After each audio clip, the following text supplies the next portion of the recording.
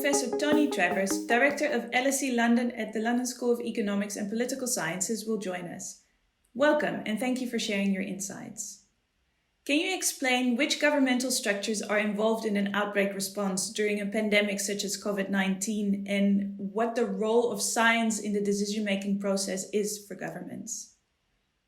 Well, what there is under the civil contingencies legislation, there's a hierarchy of responses by national government and subnational governments at the local level as well, based on effectively police areas within the country. And even in London, down to the London Borough, there's a third level of contingency activity there as well. So it's a hierarchy, and that what happens, particularly at the local level, so at the in London-wide level and to some degree at the borough level in London, there'd be similar elsewhere, is there is a group who act for local resiliency, a local resilience forum, and what they do is to bring together the council, the or the local authorities, the fire brigade, the police, if necessary, the army, into a number of either local committees or a citywide committee,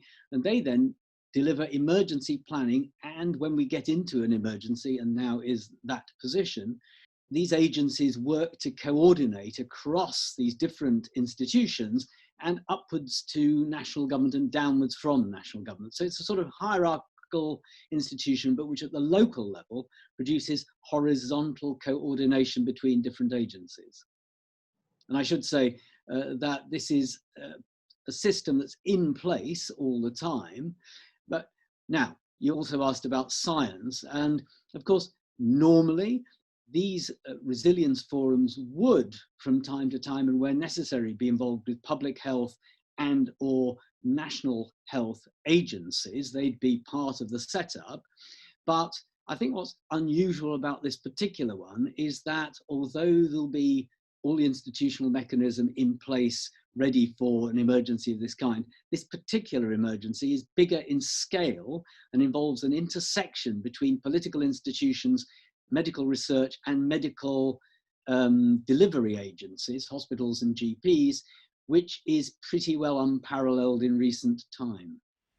Governments across the world have access to the same scientific data. Can you explain why they make different decisions regarding non-pharmaceutical interventions?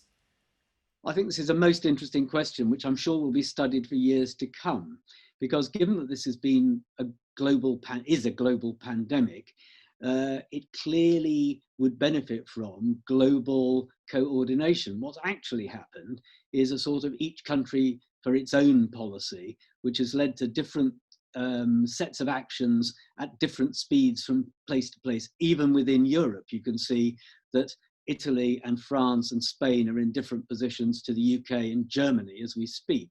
So it's been very much each country for themselves. And that, I think, will beg questions after all of this, and there will be an after all of this, about how you get global coordinated responses that don't lead to this, each country going for it on its own, and then in each case coming up with slightly different speeds of response, which then, as the media show what's going on in different countries in different parts of the world, doesn't look consistent from country to country, even though what I think is happening, you're the expert on this, not me, is that countries are responding as the epidemic gets worse, but only when it does get worse. I think that's what seems to be triggering the scale of response from country to country. Do you think that this global crisis is going to cause governments to become more isolationist, or will it reignite the interest in international collaboration? Well, I think in the short term, it's led each country for its own kind of response, and not only in terms of the science and medicine involved, but also to some degree in terms of the economic packages. And what's fascinating about what's happening is that it brings together a global health emergency, which has immediately triggered a global economic and political emergency all at once. So having said that, that's as we speak now. I think that the learning from this, or one would hope that the learning from this, will be that global or multinational institutions will be strengthened in future, so that as, when, and if something like this happens again, which it presumably probably will, that there'll be a better international response immediately, rather than this sort of everybody looking after, each country looking after its own in a very short term, but very, very short term way. So I think short term, not good. Longer term, one would hope some international learning and coordination. From a government and political perspective, what are the most urgent questions for science to answer right now? I think in some ways you're better able to answer that than I would. If I can give you a sort of political science answer, I think what politicians need from scientists, and they're getting this as far as possible, is the best advice possible on how individuals who are sick should be treated, how populations should be informed about their behaviour and reassured. By the way, all those things have to happen at the same time.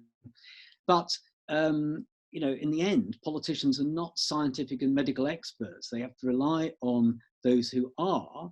And I think this creates problems for politicians, obviously, because normally politics is conducted in the business of, how shall I put it delicately, you know, big slogans, campaigning, not always fully on top of the truth.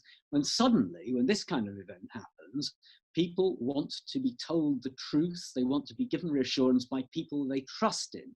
So it's easier for scientists and medics than it is for politicians. On the other hand, politicians drive government and legitimize the use of resources. So that's why you see senior politicians, senior scientific and senior medical officials standing together day after day in press conferences, trying to bring these three arms of this particular crisis, or the three elements of the solution, together.